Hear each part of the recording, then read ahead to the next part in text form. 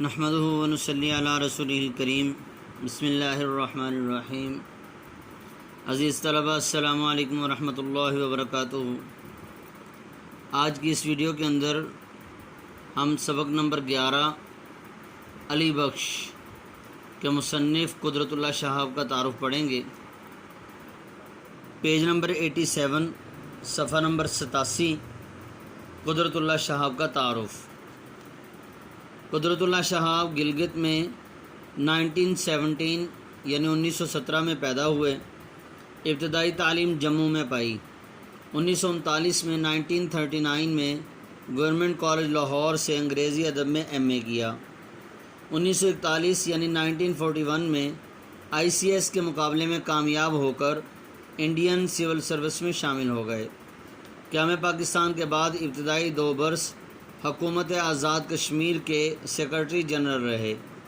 اس کے بعد وزارت اطلاعات و نشریات حکومت پاکستان میں ڈپٹی سیکرٹری اور پھر جنگ میں ڈپٹی کمشنر رہے۔ 1954 سے 1962 تک گورنر جنرل غلام محمد، صدر سکندر مرزا اور صدر ایوب خان کے سیکرٹری رہے۔ 3 برس تک ہالینڈ میں پاکستان کے سفیر رہے۔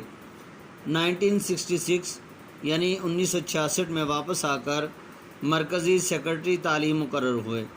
1986 میں وفات پائی اور اسلام آباد میں دفن ہوئے۔ وہ زبان و بیان پر دسترس رکھتے تھے، یعنی مکمل طور پر ماہر تھے۔ ان کا اسلوب سادہ ہے، بیں ہمہ ان کی تحریروں میں بڑی جاذبیت اور دلکشی ہے۔ بیں ہمہ یعنی ان تمام صفات کی بنا پر، ان تمام صفات کی وجہ سے قدرت اللہ شہاب نے لکھنے کا آغاز معروف شاعر اختر شیرانی کے رسالے رومان سے کیا تھا۔ 31 جنوری 1959 یعنی 31 جنوری 1959 کو رائٹرز گلڈ مارز وجود میں آیا تو وہ اس کے پہلے سیکرٹری جنرل مقرر ہوئے۔ ان کی تصانیف میں یا خدا جو کہ 1948 میں لکھی گئی، نفسانے 1950 یعنی 1950 میں لکھی گئی، ماں جی 1968 یعنی 1968 میں لکھی گئی، اور شہاب نامہ 1986 یعنی 1986 میں لکھی گئی۔ یہ کتابیں شامل ہیں۔ شہاب نامہ قدرت اللہ شہاب کی خود نوشت ہے، خود ان کی تمام تصانیف سے بڑھ کر مقبول ہوئی، یعنی ان کی آپ بیتی وغیرہ ہے۔ گزشتہ 25 برس میں ان کے درجنوں ایڈیشن شائع ہو چکے ہیں۔ عزیز طلبہ، ہم سبق شروع کرتے ہیں علی بخش پیج نمبر 88 صفحہ نمبر 88 پر۔ علی بخش یہ علامہ اقبال کا ایک وفادار اور بہت ہی پرانا خادم تھا، خاص نوکر ملازم تھا ان کا۔ تو علامہ اقبال کی خدمت کرنے کی وجہ سے حکومت نے ان کو بہت زیادہ زمین دی ہوئی تھی۔ بتایا جاتا ہے تقریباً 1 مربع یعنی 25 ایکڑ زمین دی تھی، اور یہ زمین علامہ اقبال کے خادم کو یعنی علی بخش کو لائل پور میں ملی تھی، جو کہ فیصل آباد کا پرانا نام ہے۔ تو مصنف یہ بتاتے ہیں کہ ایک دن وہ کسی کام سے لاہور آئے تو وہاں پر خواجہ عبدالرحیم سے ملاقات ہوئی، اور علی بخش جو ہے یہ خواجہ عبدالرحیم صاحب کے پاس آیا ہوا تھا۔ خواجہ صاحب نے مصنف کو بتایا کہ اس طرح علامہ اقبال کا ایک خادم ہے، وہ زمین کے جھگڑوں میں پڑا ہوا ہے، کسی نے ناجائز قبضہ کیا ہوا ہے، وہ زمین آپ اس کی دلوا دیں۔ مصنف کو خواجہ عبدالرحیم صاحب جو ہیں وہ جاوید منزل لے گئے اور وہاں پر علی بخش سے ملاقات کروائی، اور مصنف نے یہ یقین دہانی کروائی کہ انشاءاللہ میں ضرور اس کو زمین دلوا دوں گا، کیونکہ لائل پور جو ہے یہ جھنگ سے قریب ہے، اس لیے میں یہ تمام سارا کام جو ہے، بے فکر ہو جائیں آپ، میں سارا کام کروا دوں گا۔ اب جب مصنف جو ہے اس کو علی بخش کو اپنی گاڑی میں بیٹھنے کا کہتے ہیں تو علی بخش کے دل کے اندر اور دماغ کے اندر کچھ خیالات گردش کر رہے ہیں۔ جیسا کہ ہم دیکھتے ہیں کہ کوئی پرانا آدمی یا کوئی شخصیت ایسی ہو اور اس کا کوئی خاص خادم ہمیں مل جائے تو ہم اس کے بارے میں اس خادم خاص سے، خاص ملازم سے اس شخصیت کے بارے میں سوال کرتے رہتے ہیں۔ بعض لوگوں کی عادت ہوتی ہے، اس طرح سے وہ لوگ جو ان کے خادم خاص ہوتے ہیں وہ تنگ ہو جایا کرتے ہیں۔ تو اس کے اندر یہ لکھا ہوا ہے کہ علامہ اقبال کا یہ خادم یعنی علی بخش جو ہے، یہ بھی ایک بار ہچکچایا اور اس نے دل کے اندر سوچا کہ شاید یہ بھی میرے سے علامہ اقبال کے بارے میں سوال پوچھ کر میرا سر کھپائے گا۔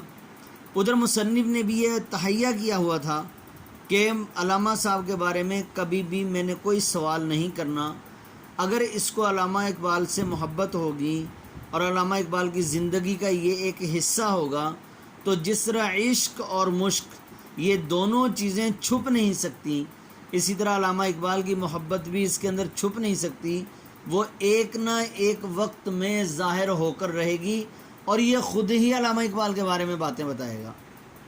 چنانچہ کافی دیر جب گزر گئی اور راستے کے اندر چلتے رہے تو علامہ اقبال کے بارے میں مصنف نے کوئی سوال نہیں کیا۔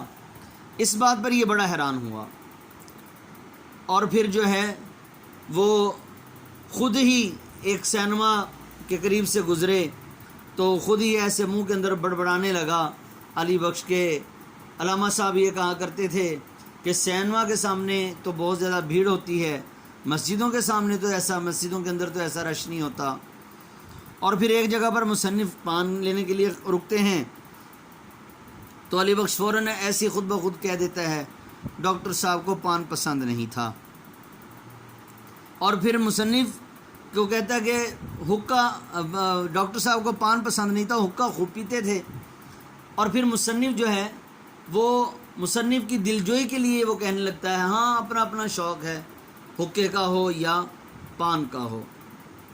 پھر شیخو پورہ سے جب گزر ہوا تو شیخو پورہ سے گزرتے ہوئے اس کو علی بخش نے جب دیکھا گاڑی شیخو پورہ سے گزر رہی ہے تو اس کو یاد آیا کہ یہاں پر ڈاکٹر صاحب کے ایک مرید تھے جنہوں نے ڈاکٹر صاحب کی دعوت کی تھی، اور ڈاکٹر صاحب ان مرید یعنی جو کہ تحصیلدار تھے اس مرید کی دعوت پر بھی آئے تھے۔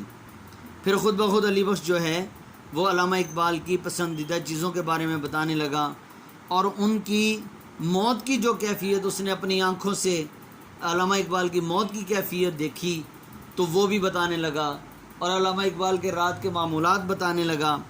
پھر مصنف نے علامہ اقبال کے خادم سے پوچھا، نوکر سے پوچھا کیا آپ کو علامہ اقبال کی کوئی اشعار کوئی نظم وغیرہ یاد ہے؟ تو اس نے علی بخش نے بتایا کہ علامہ اقبال کبھی کبھی یہ گنگنایا کرتے تھے، کبھی اے حقیقت منتظر نظرہ لباس مجاز میں۔ اس نظم کی طرف اشارہ کیا، یہ مصرع پڑھا اور اس نے اپنی سادہ سی زبان میں جس کو دیہاتی زبان کہتے ہیں اس میں پڑھنے لگا کبھی اے حقیقت منتظر والا کچھ یاد ہے کہ ڈاکٹر صاحب وہ بہت زیادہ گنگنایا کرتے تھے۔ اور پھر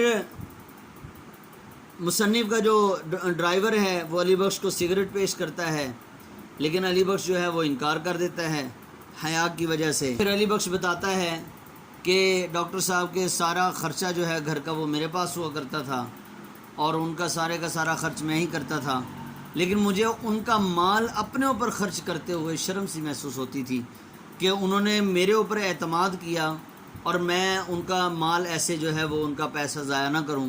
لیکن علی بخش یہ بتاتا ہے کہ جب اسٹیشن پر کوئی چیز کہیں پر گاڑی رکتی تھی اور مجھے بھوک لگتی تھی تو میں نہیں کھاتا تھا کہ ڈاکٹر صاحب کا پیسہ نہ کہیں ضائع ہو جائے اور ایسے جو ہے وہ کیوں میں خرچ کروں۔ تو ڈاکٹر صاحب جو ہے وہ خود ڈانٹا کرتے تھے کہ علی بخش اس طرح نہ کیا کرو، اور پھر جو ہے ان کے اولاد کے بارے میں بتایا اور ایک لیڈی نے علامہ اقبال سے شادی کا ایک لیڈی نے جو ہے وہ علامہ اقبال سے شادی کا اظہار بھی کیا، اور اس طرح کی باتیں جو ہیں علامہ اقبال کے بارے میں اس سبق کے اندر بتائی گئی ہیں۔ تو انشاءاللہ جو ہے وہ ریڈنگ کرتے ہیں ہم۔ دیکھیں پیج نمبر 88 علی بخش۔ ایک روز مصنف بتاتے ہیں، ایک روز میں کسی کام سے لاہور گیا ہوا تھا، وہاں پر ایک جگہ خواجہ عبدالرحیم صاحب سے ملاقات ہو گئی۔ ابھی اس کے اوپر نمبر 1 لکھا ہوا ہے۔ نمبر 1 کا کیا مطلب ہے؟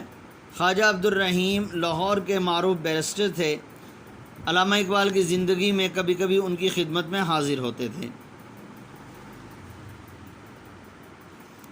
باتوں باتوں میں انہوں نے بتایا کہ علامہ اقبال کے دیرینہ اور وفادار ملازم علی بخش کو حکومت نے اس کی خدمات کے سلسلے میں لائل پور میں ایک مربع زمین عطا کی ہے۔ لائل پور فیصل آباد کا پرانا نام ہے۔ وہ بیچارہ کئی چکر لگا چکا ہے لیکن اسے قبضہ نہیں ملتا، کیونکہ کچھ شرارتی لوگ اس پر ناجائز طور پر قابض قبضہ کیے ہوئے۔ خواجہ صاحب نے فرمایا، جھنگ لائل پور کے بالکل قریب ہے، کیا تم علی بخش کی کچھ مدد نہیں کر سکتے؟ میں نے فوراً جواب دیا، میں آج ہی اسے اپنی موٹر کار میں جھنگ لے جاؤں گا اور کسی نہ کسی طرح اس کو زمین کا قبضہ دلوا کے چھوڑوں گا۔ خواجہ صاحب مجھے جاوید منزل لے گئے اور علی بخش سے ملاقات کراتے ہوئے کہا، یہ جھنگ کے ڈپٹی کمشنر ہیں، تم فوراً تیار ہو کر ان کے ساتھ گاڑی میں بیٹھ جاؤ، یہ بہت جلد تمہاری زمین کا قبضہ دلوا دیں گے۔ علی بخش کسی قدر ہچکچایا۔ اب یہاں دیکھیں، یہ علی بخش لکھا ہوا ہے۔ اب علی بخش کون تھا؟ تقریباً 40 سال علامہ اقبال کے نہایت وفادار خدمت گزار رہے۔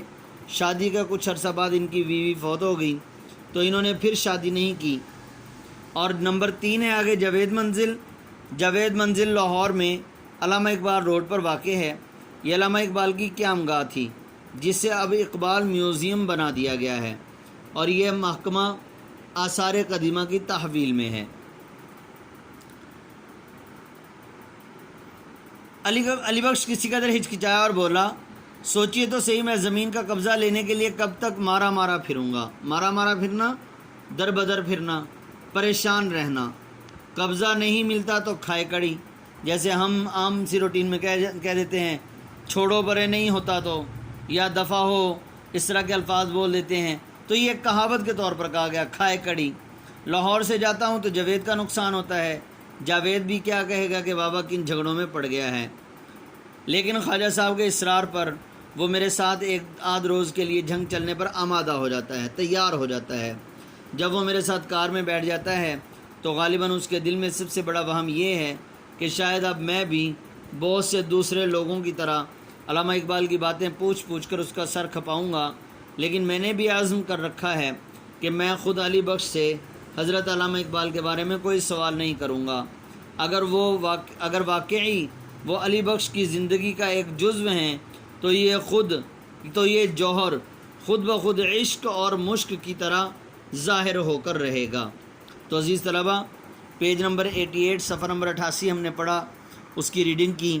اس میں جو الفاظ معنی آپ کو بتائے اور اسی طرح جو نیچے خواجہ عبدالرحیم اور علی بخش اور جاوید منزل ان کے بارے میں جو معلومات آپ کو بتائیں، اور مصنف کا تعارف جو ہے قدرت اللہ شہاب کا، یہ آپ نے اچھی طرح سے یاد کر لینا ہے۔ السلام علیکم ورحمۃ اللہ وبرکاتہ۔